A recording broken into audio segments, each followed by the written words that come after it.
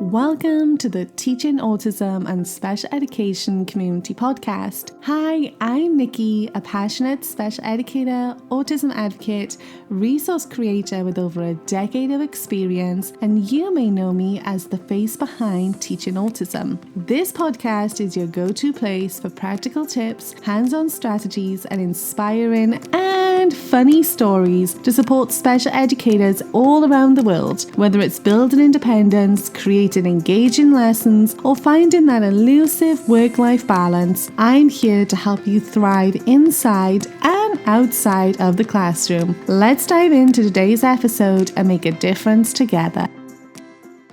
Hi, and welcome back to the Teaching Autism and Special Education podcast. I'm Nikki, your host, and you may also know me as the face behind Teaching Autism. Today we're going to be talking about one of the hardest parts of teaching, and one that I think every single one of us has probably faced, whether we admit it or not, and that is taking student behaviour personally. Because let's be honest, when a student shouts, refuses to work, or lashes out at you, it's really hard not to take it personally because you're human and you care deeply. And when that care feels rejected or thrown back in your face, it stings. But here's the truth. Their behaviour isn't about you. And the moment that we truly understand that, we reclaim so much emotional peace and so much power to help our students regulate instead of react. So today, let's unpack how to stop taking that behaviour personally and start seeing for what it really is, communication. So let's start with the obvious, why it hurts so much. Teachers pour so much of themselves into their work. You plan, differentiate, support, cheerlead, and then still think about your students when you get home. So when a child yells, "You're mean," or refuses your help, it can feel like a punch in the gut. You think, "I'm doing my best. Why would they treat me this way?" That's a completely normal reaction. You're not too sensitive. You're not unprofessional. You're human. But here's what helps. Remembering that behaviour isn't a reflection of your worth. It's a reflection of a child's state. And once you start to separate those two things, so your value versus their emotional regulation, the whole game changes. Now, you've probably heard this before, especially if you've been around me for a while, but let's really sit with it. All behaviour is communication.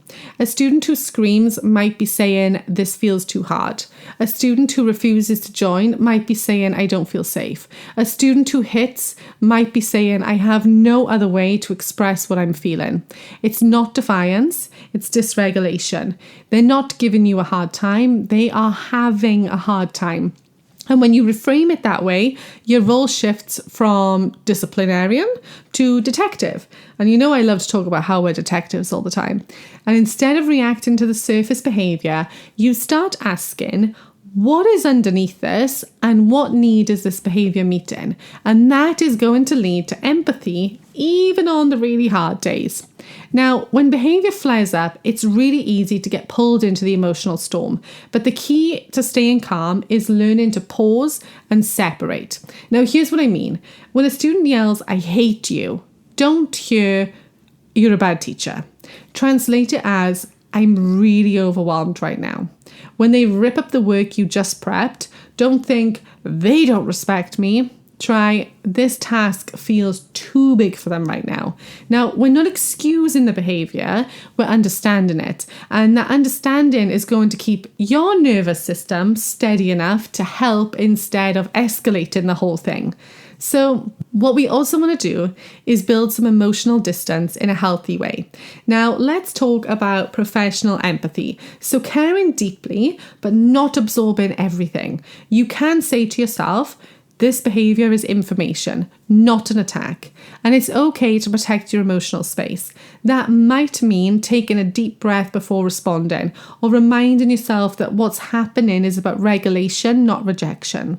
A little emotional distance actually makes you more effective, because when your emotions stay calm, your students' nervous systems mirror that calm, and that's when they begin to settle as well. And after a tough behaviour incident, it is so easy to replay it in your head. Did I handle that wrong? Should I have seen that coming? Why do I always get the hard ones?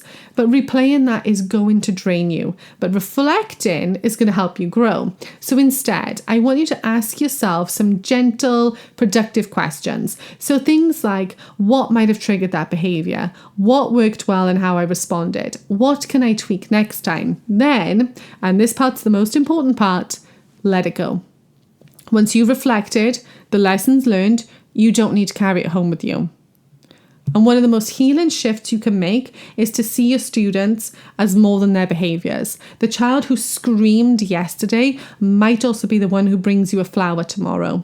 The one who threw a puzzle right in your face might be the first to help a friend clean it up.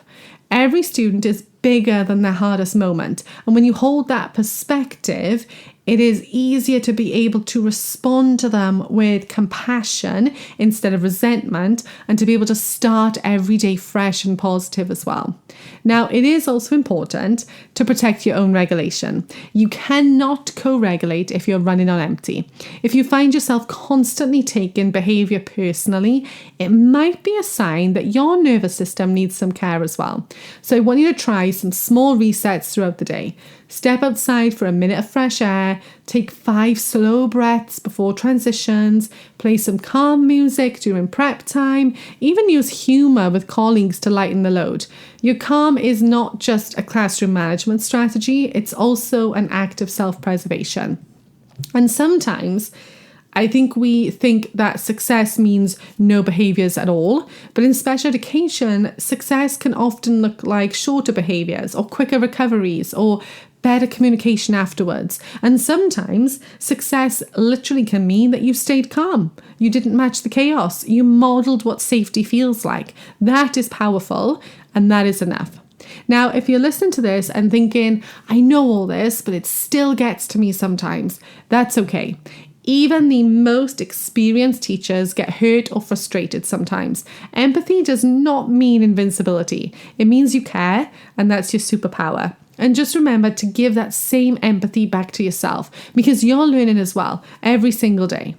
So the next time a student's behavior feels personal, I want you to pause, breathe, step back, and translate the message beneath the moment. You are not the target, you are the anchor. And every time you stay calm, you show your students something that is life-changing. That big feelings are survivable and relationships can hold steady through them. And that's so much more than just teaching even. I hope today's short and sweet episode was helpful for you. I hope you have a great weekend, and I'll see you again next time.